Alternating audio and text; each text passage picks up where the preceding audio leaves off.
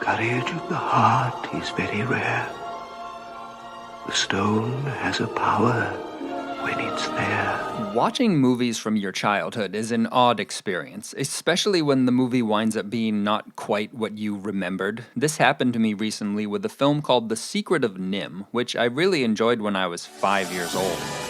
And I really enjoyed the book the movie was based on a few years later when my third grade teacher read it to my class. So when I stumbled across that same book in the library recently, I was immediately curious to see how it held up, and it held up. I think I enjoyed it even more as a grown man than I did as a child. And of course, reading the book made me think of the movie. That's where it all started for me. So I found it online, and I was glad to see that people are still enjoying it today. It's very highly rated. Then I watched it, and sweet merciful God. The central conflict to Mrs. Frisbee and the rats of NIMH is that a mouse and her 4 kids live in a half-buried cinder block in the middle of a cornfield. Because it's early spring, they know the dreaded plow will be coming soon, so they'll need to move to the woods. However, Mrs. Frisbee's son Timothy has pneumonia and it's still cold out, so the move could prove fatal. This is an excellent conflict. To paraphrase the great novelist Philip Pullman, it's easy to understand, it's difficult to solve, and a lot is riding on the outcome. However, a long story like a novel needs more than just a good central conflict, because we're not going to learn the resolution to this until the story is nearly over. Something else has to keep us going in between. So how did Robert C. O'Brien accomplish that? Well, let's go over the first 3 chapters to see if we can spot any crucial commonalities.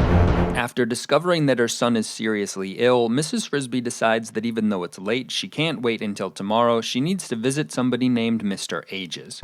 Despite her hurry, Mrs. Frisbee can't take the most direct route across the barnyard because she knows a cat named Dragon is often lurking there. Instead, she has to take the long way around. When she finally gets to Mr. Ages, he tells her that Timothy has pneumonia and then gives her medicine and says he needs to stay in bed and, most importantly, to keep warm. Wanting to get home before dark, Mrs. Frisbee cuts through the barnyard that she previously went around, and on the way comes across a crow named Jeremy who's tangled up in string and making a lot of noise. This attracts the cat, but Mrs. Frisbee is able to free Jeremy just in time, and he flies them both away, and afterwards he's so grateful that he tells Mrs. Frisbee he owes her a favor. Alright, your time to shine. What crucial factor do these chapters have in common? Did you notice that each one presents us with questions like, how sick is Timothy?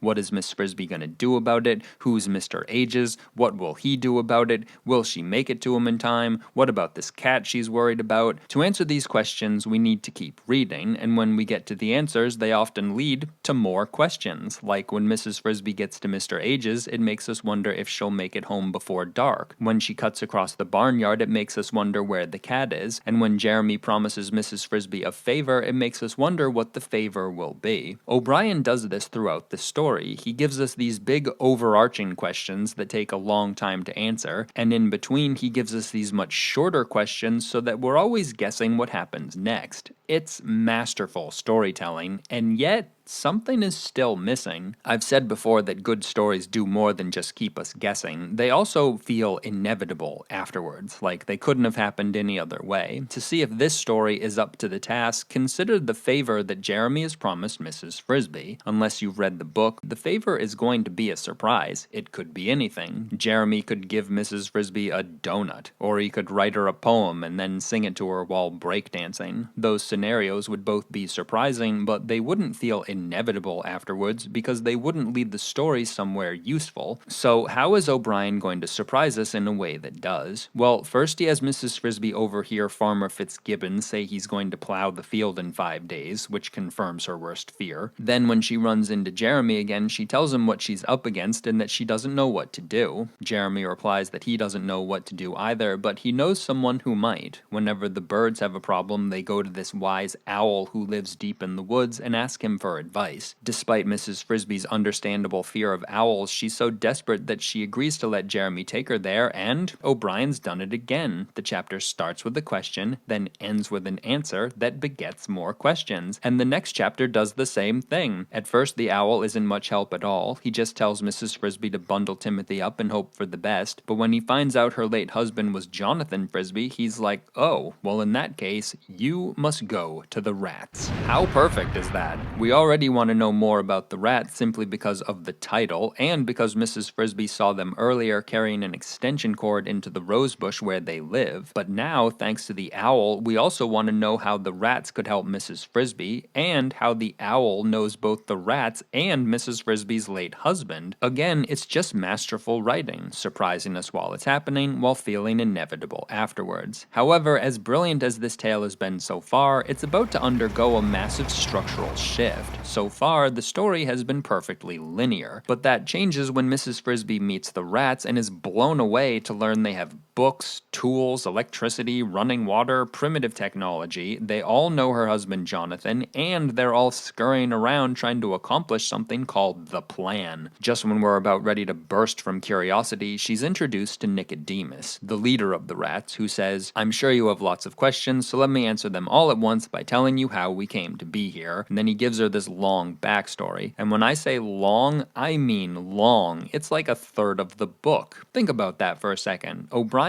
deliberately interrupts a very compelling tale only to spend an almost equal amount of time in the past, and that past doesn't have the main character. In a lesser writer's hands, that easily could have backfired, but here it's somehow the best part of the book. We learn these once normal alley rats were captured and brought to the National Institute of Mental Health and experimented on, resulting in their increased intelligence and lifespan. While that X-Men-like yarn may not seem to fit at all with the story we've been reading so far, the two actually complement each other perfectly, because the backstory answers many of the questions the main story asked, and it's just a great tale. The whole book could have been just about the rats, but instead O'Brien took this amazing idea that could have been a book in its own right and turned it into the backdrop of a seemingly unrelated tale of a mouse with a sick child.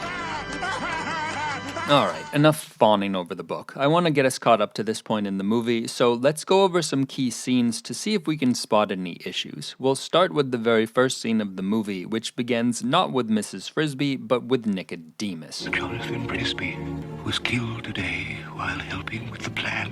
It is 4 years since our departure from NIMH. We cannot stay here much longer. This gives away a lot of information. One reason the book is so fun to read is that we and the main character are in the same boat. We're figuring things out together. But now, thanks to this scene, we know more than she does. For instance, we know that her husband was killed helping with the rats. We know they were doing something called the plan. We know they escaped from NIMH 4 years ago, and that they don't plan on staying wherever they are much longer. Knowing more than a character is fine so long as it helps the story, but I don't see how us knowing more than Mrs. Frisbee helps this story. Moving on, we then meet Mrs. Frisbee in the next scene when she gets to Mr. Ages, who is not happy to see her. Mr.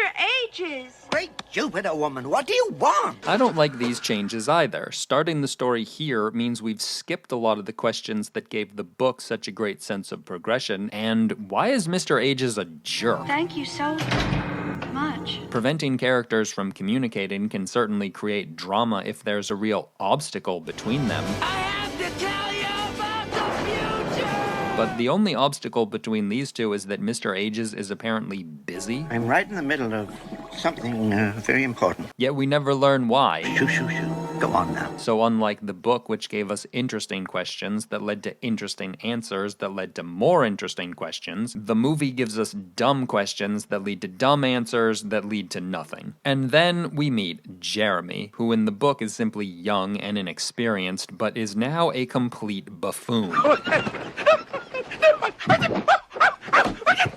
Why do animators feel the need to put these annoying comic relief characters in their films? Cartoons are allowed to be serious, and it's not just that they made Jeremy so face-palmingly stupid it's a wonder he's even alive. They also took away his main narrative function. Jeremy is a link connecting Mrs. Frisbee to the rats, but here, after she saves him, he never promises her a favor. So we're robbed of yet another interesting question, and then, since Mrs. Frisbee has no favor to cash in, she doesn't bother asking Jeremy what she should do about Timothy, which means Jeremy never tells her to go to the owl, which is literally the most important thing he does. Instead, that honor goes nonsense nonsensically to Mrs. Shrew, a character who's barely in the book at all, but similar to Jeremy is given a much bigger role in the film. In addition to telling Mrs. Frisbee to go to the owl, she also stops by to announce moving day is here, and then she stops the farmer's plow by herself. None of this works. The moving day announcement is at best redundant. Moving day is nearly here. And the attempted comic relief that goes with it is neither funny nor necessary. Telling Mrs. Frisbee to go to the owl makes no sense at all. How would Mrs. Shrew even know the owl? How would she know the owl will help Mrs. Frisbee? How does she expect Mrs. Frisbee to get to the owl? Mrs. Shrew doesn't know Jeremy. And as for stopping the plow by herself, you could certainly argue this is more exciting than what happens in the book, and I guess I'd agree with you, but that's exactly why it's harmful. This is more impressive than anything the rats go on to do, which makes the climax of the story anticlimactic. It also completely screws up the premise. Only the rats are supposed to possess human-like intelligence and capabilities in this story. That's why Mrs. Frisbee needs their help. But if all the animals are as smart and capable as the rats, which Mrs. Shrew would have to be in spades to pull this off, then the rats aren't special anymore and the story falls apart. If you don't think this story's fallen apart yet, then get ready, because we next find out that Nicodemus has been watching all of this on a magic television. Great owl would know what to do about this. When he hears Mrs. Shrew tell Mrs. Frisbee to go to the owl, he's like, yes, go to the owl. Go to the owl. And in the next shot, Jeremy is flying her there. I told you you'd love flying. I don't even know where to begin. First off, when did Nicodemus become a wizard? Second, did he just telekinetically convince Mrs. Frisbee to go to the owl? Like, if he didn't do this, would she not have gone? And third, if he knows Mrs. Frisbee is in trouble, then why bother sending her to the owl at all? Similar to Jeremy, the owl is another link connecting Mrs. Frisbee to the rats. That's why the seemingly odd structure of the book works so well. The first third is essentially Mrs. Frisbee's journey to the rats. The second third could be viewed as the rats' journey to Mrs. Frisbee, and the final third is when Mrs. Frisbee and the rats both help each other. But if Nicodemus already knows Mrs. Frisbee needs help, then it negates half her journey. And as for the rats' journey from the city to NIMH to the farm, which again takes up nearly a third of the book and is the best part of an already awesome story, the movie reduces that down to 2 minutes. Our world began changing.